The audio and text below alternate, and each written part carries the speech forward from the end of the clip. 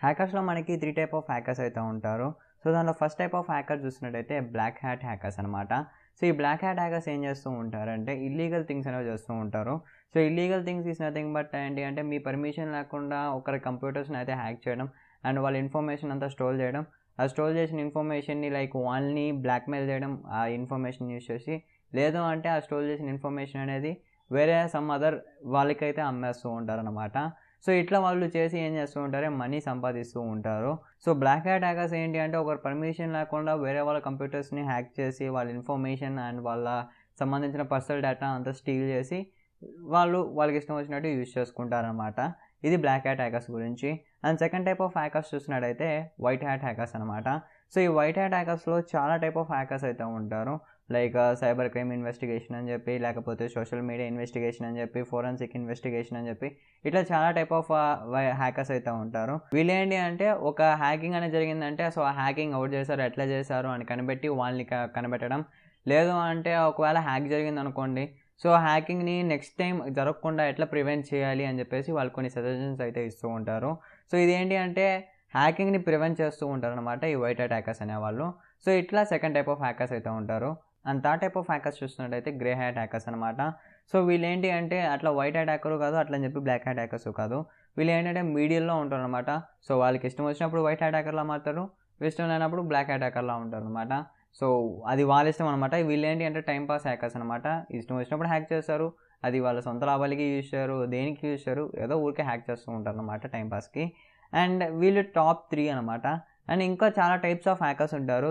దాంట్లో నెక్స్ట్ వచ్చేసి ఏంటి అంటే స్క్రిప్ట్ కిడీస్. సో, స్క్రిప్ట్ కిడీస్ ఏం చేస్తూ ఉంటారంటే వాళ్ళు దేన్ని హ్యాక్ చేస్తున్నారో అనే ఐడియా లేకుండా వాళ్ళు హ్యాక్ చేస్తూ ఉంటారనమాట. సో, దీనివల్ల ఏమవుతుంది అంటే వాళ్ళు ఈజీగా దొరికిపోతూ ఉంటారనమాట. So, script kiddies is nothing but ఏంటి అంటే గ్రోయింగ్ హ్యాకర్స్ లేకపోతే లెర్నింగ్ హ్యాకర్స్ అని చెప్పొచ్చు. సో, హ్యాకింగ్ నేర్చుకుంటూ ఉంటారు చూసినారా, వాళ్ళు స్క్రిప్ట్ కిడీస్ అనే కింద వస్తారనమాట. సో, వీళ్ళేంటి అంటే ఒక సరైన నాలెడ్జ్ అండ్ సరైన ఇన్ఫర్మేషన్ లేకుండా ఎవరిని పడితే వాళ్ళని హ్యాక్ చేస్తూ ఉంటారు. హ్యాక్ చేసి ఏమవుతుంది అనే నాలెడ్జ్ లేకుండా ఇవైతే చేస్తూ ఉంటారు. సో, ఎప్పుడు గానీ మీరు స్క్రిప్ట్ కిడీస్‌లో ఉండడానికైతే ట్రై చేయకండి. ఎందుకంటే దొరికితే మాత్రం బొక్కలిరిగిపోతాయి. Before going to further guys, ఇట్లాంటి hacking and tech information and at the same time gaming information కావాలంటే ఛానల్‌ని సబ్స్క్రైబ్ చేసుకోవడం మాత్రం మర్చిపోకండి. అండ్ సబ్స్క్రైబ్ చేసి పక్కన వచ్చే బెల్ ఐకాన్ కూడా ప్రెస్ చేయడం మర్చిపోకండి. అండ్ నా బ్లాగ్‌ని కూడా అప్పుడప్పుడు విజిట్ చేస్తూ ఉండండి గైస్. కింద నా బ్లాగ్ లింక్ అయితే ఇచ్చుంటాను. ఎందుకంటే అప్పుడప్పుడు యూట్యూబ్‌లో చెప్పలేని ఇన్ఫర్మేషన్ ఆ బ్లాగ్‌లో అయితే చెప్తూ ఉంటాను. హ్యాకింగ్ గురించి కావచ్చు, ఆండ్రాయిడ్ ఇన్ఫర్మేషన్ కావచ్చు, ఇట్లాంటి టైప్ ఆఫ్ ఇన్ఫర్మేషన్ అయితే. So, don't forget to visit my blog and at the same time don't forget to subscribe our channel if you want the tech, gaming and at the same time hacking updates and news. So, and next thing, so, మీకు ఏ skills ఉంటే మీరు ఒక హ్యాకర్‌గా అవ్వడానికి chances ఉంటాయి అంటే first thing మీకు patience అయితే ఉండాలి. ఫర్ ఎగ్జాంపుల్ చెప్పాలంటే ఇప్పుడు ఒక వైఫై అటాక్ చేస్తున్నారనుకోండి వైఫైని. సో, ఆ వైఫైని ఎన్ని రకాలుగా హ్యాక్ చేయొచ్చు అని మనం తెలుసుకోవాలి. సో, ఆ రకాల్లో ఒక టైప్ ఆఫ్ అటాక్‌ని చూస్ చేసుకొని ఆ అటాక్‌ని ఎట్లా పెర్ఫార్మ్ చేయాలి అని నేర్చుకోవాలి. అండ్ పెర్ఫార్మ్ చేసేటప్పుడు కొన్ని ఎర్రర్స్ వచ్చాయనుకోండి. సో, ఆ ఎర్రర్స్‌ని ఎట్లా డీకోడ్ చేయాలి అండ్ ఆ ఎర్రర్స్‌ని ఎట్లా కవర్ చేయాలి, ఎర్రర్స్ రాకుండా ఏం చేయాలి అని చెప్పేసి మరి మొత్తం నేర్చుకోవాలి. అండ్ ఎర్రర్స్‌ని కవర్ చేసేటప్పుడు మనకి ఇంకొంచెం టాపిక్ అనేది యాడ్ అవుతుంది. సో, ఇట్లా మనం నేర్చుకునే కొద్దీ టాపిక్స్ అనేవి యాడ్ అవుతూ ఉంటాయి. సో, పేషెన్స్‌తో ఇవన్నీ నేర్చుకోవాలి. సో, మీరు పేషెన్స్ లేకుండా ఇవన్నీ ఒక రోజు, 2 రోజుల్లో నేర్చుకోవాలంటే మీకు చాలా ఇబ్బంది అయితే అవుతుంది. అండ్ ఒక పర్ఫెక్ట్ హ్యాకర్ అయితే కాలేరు. స్క్రిప్ట్ కిడీగా అయితే మిగిలిపోతారనమాట. And next type of skill వచ్చేసి మీకు ప్యాషన్ అయితే ఉండాలి. So, passion is nothing but మీరు పేషెన్స్‌తో ఇంతసేపు అయినా మీరు కూర్చోవాలంటే మీకు కావాల్సింది ప్యాషన్. హ్యాకింగ్ అంటే అదొక పిచ్చి ఉండాలన్నమాట మీకు. సో, హ్యాకింగ్ అంటే ఎప్పుడు చూసినా హ్యాకింగ్. సో, తినేటప్పుడు తిండి, నిద్ర అన్నీ మానేసి హ్యాకింగ్ అయితే నేర్చుకుంటూ ఉండాలి. సో, ఎందుకు చెప్తున్నానంటే హ్యాకింగ్ అనేది ఒక 2, 3 రోజుల్లో కూర్చుంటే నేర్చుకునేది కాదు.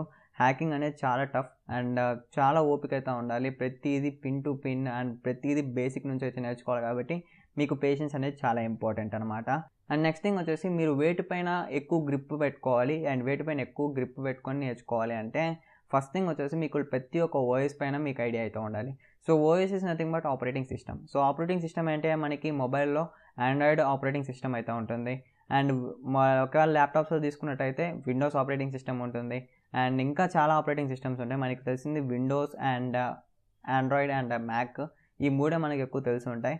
ఇవి కాకుండా ఇంకా చాలా ఆపరేటింగ్ సిస్టమ్స్ ఉన్నాయి. లైక్ కాలీ లైనక్స్ అని, పేరెంట్ ఓఎస్ అనేసి, టైల్స్ ఓఎస్ అనేసి ఇంకా చాలా నెంబర్ ఆఫ్ ఇవైతే ఉన్నాయన్నమాట మనకి ఓఎసెస్ అయితే.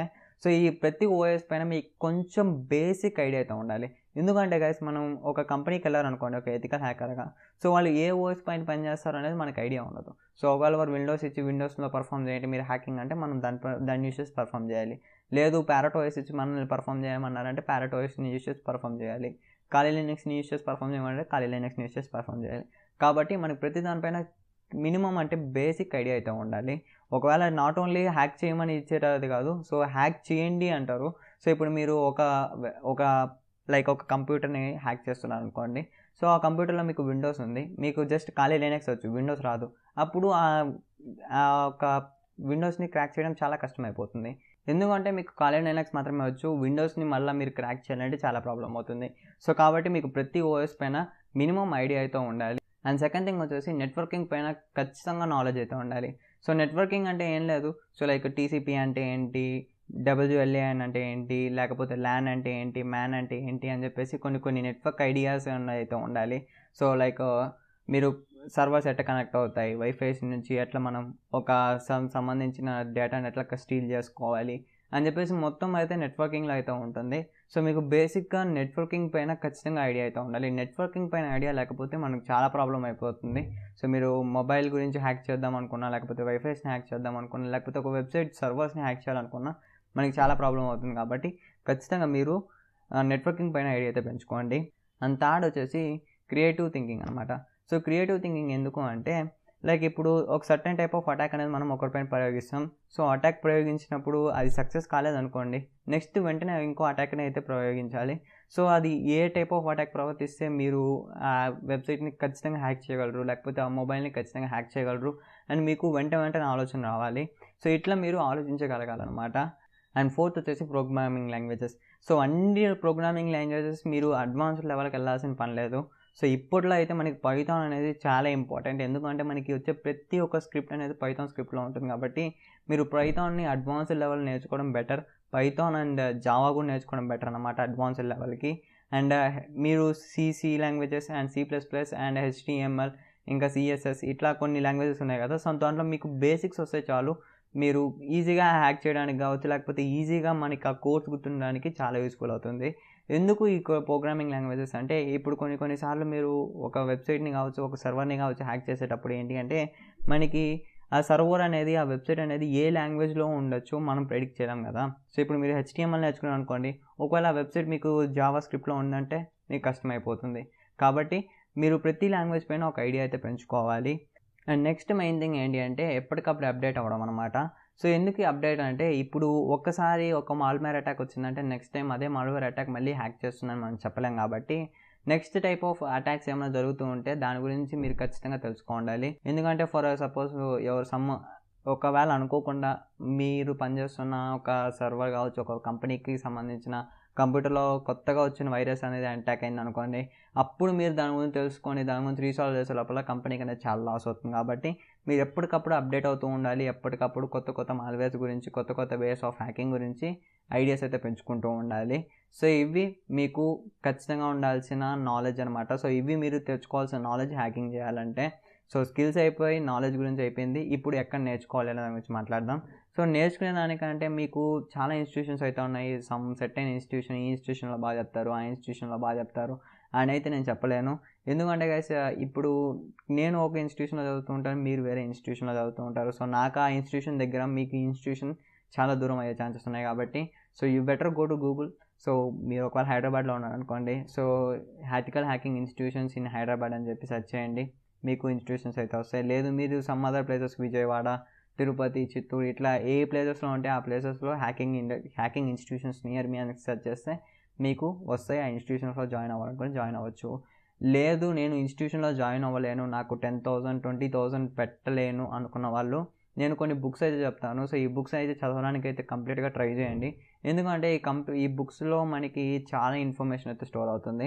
సో ఒకవేళ మీరు ఇన్స్టిట్యూషన్కి వెళ్ళే వాళ్ళు కూడా ఈ బుక్స్ని అయితే చదవండి. ఎందుకంటే మనకి ఇన్స్టిట్యూషన్లో చెప్పేదానికన్నా బుక్స్లో ఎక్కువ ఇన్ఫర్మేషన్ అయితే దొరుకుతుంది.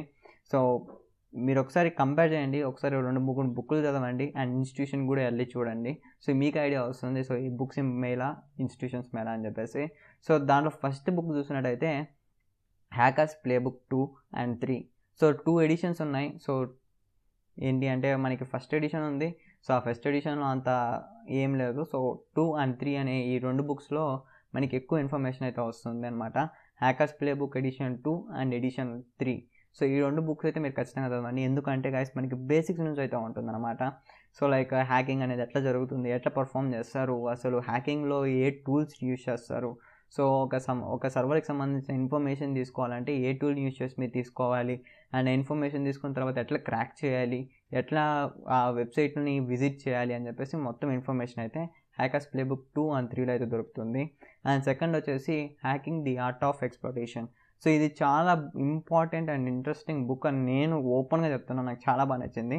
సో ఈ బుక్‌లో మీకు నెట్వర్క్ హైజాకింగ్ గురించి, ఇంటర్నెట్ ఎక్స్‌ప్లోరింగ్ గురించి, నెట్వర్కింగ్ గురించి, బైపాసింగ్ పాస్వర్డ్స్‌ని బైపాస్ చేస్తూ ఉంటారు కదా!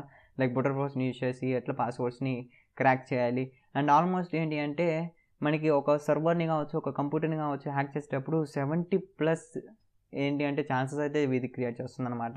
సో ఈ బుక్ చదివితే చాలు ఆల్మోస్ట్ మీకు ఒక మొబైల్‌ని కావచ్చు, లేకపోతే ఒక విండోస్‌ని కావచ్చు, లేకపోతే ఒక వెబ్‌సైట్‌ని కావచ్చు 70% and above percentage of success రేట్‌తో ఎట్లా హ్యాక్ చేయాలని మీకు ఐడియా అయితే వస్తుందనమాట. So hacking the art of exploitation చాలా మంచి ఇంట్రెస్టింగ్ బుక్ అనమాట. అండ్ నెక్స్ట్ వచ్చేసి the basics of hacking and penetration testing. So మీరు ఒకవేళ బిగినర్, సో నీకు ఏమీ తెలీదు, అసలు హ్యాక్ ఎట్లా చేస్తారో తెలీదు, ఎట్లా చేయాలో తెలీదు అనుకున్న వాళ్ళు ఈ బుక్ అయితే నేను ఖచ్చితంగా కంప్లీట్లీ రికమెండ్ చేస్తాను.